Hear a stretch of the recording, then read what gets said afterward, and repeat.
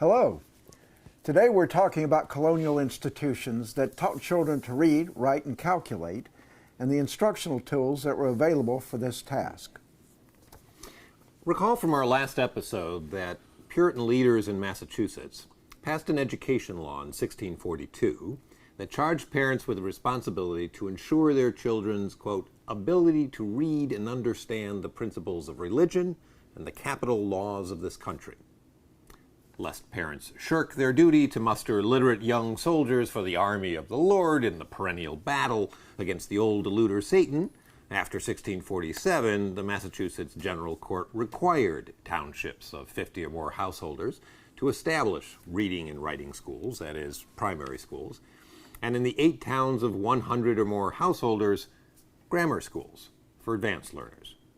Only males were allowed to attend the 17th century grammar schools, which prepared them for admission to all-male Harvard College. Outside of Boston, the requirement to establish town grammar schools was observed more in the breach of the law than the implementation. Nevertheless, in 1647, the Massachusetts colony established an enduring principle: publicly supported common schools. By the mid-18th century, the Massachusetts towns were operating summer and winter schools. Women taught girls and young boys during the summer session. Men taught the older boys in the winter session.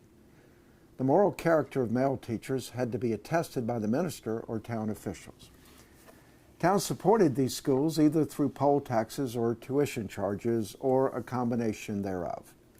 By 1767, the town of Sutton, Massachusetts supported 14 district reading and writing schools.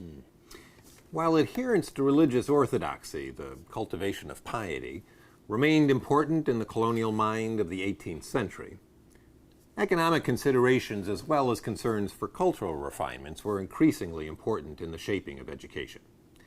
As the market economy gained ground, teaching became an entrepreneurial activity.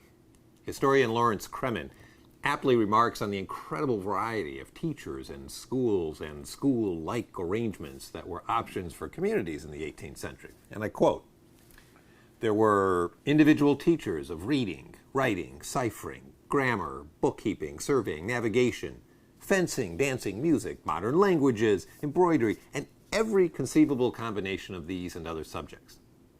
These teachers taught part-time and full-time, by day, by evening, in their homes, in rented rooms, in churches, meeting houses, in abandoned buildings, erected especially for their use. They were self-employed and employed by others. They were paid with funds obtained from employers, patrons, subscriptions, lotteries, endowments, tuition rates, and taxes. The combinations and permutations were legion. And the larger and more heterogeneous the community, the greater the latitude and diversity of these arrangements."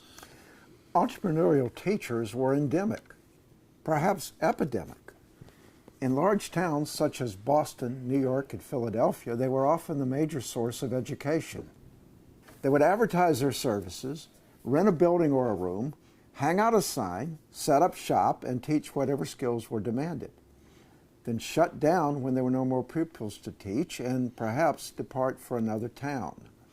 Their only professional qualification was their ability to attract and satisfy customers.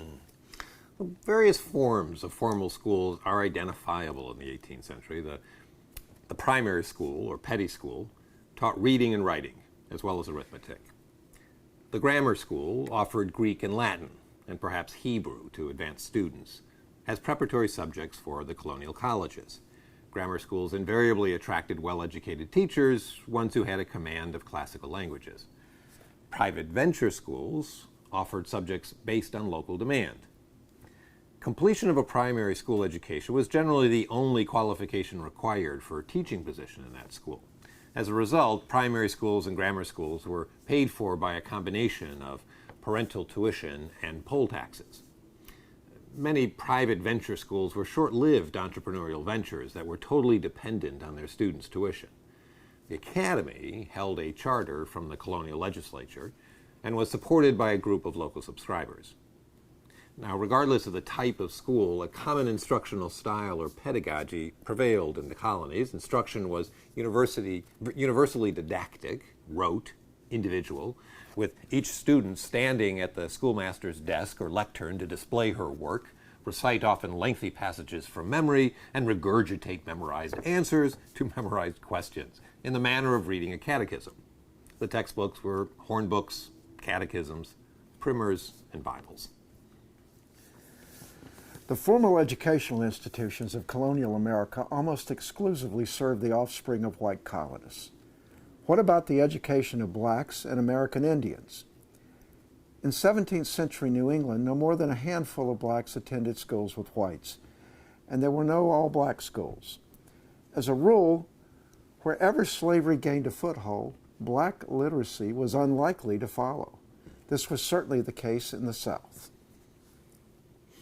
In the 18th century, the Anglican Church's missionary society, the Society for the Propagation of the Gospel in Foreign Parts, proselytized and baptized slaves and Indians, teaching at least a small number of them to read. In 1770, the Quaker teacher and anti-slavery activist Anthony Benezet established a charity school for black children in Philadelphia that continued to operate for decades after the American Revolution. In 1758, the Bray Associates, a missionary group affiliated with Benjamin Franklin, founded all-black charity schools in Philadelphia, New York, Connecticut, and Virginia. The formal educational institutions that were established in the colonial period continued in the early republic, a period of nation building that extended from the 1780s to the 1810s. Separating these two periods is the American Revolution, 1775-1781, a war fought for independence from Great Britain, a war whose aftermath gave fitful birth to the U.S. Constitution and the Bill of Rights.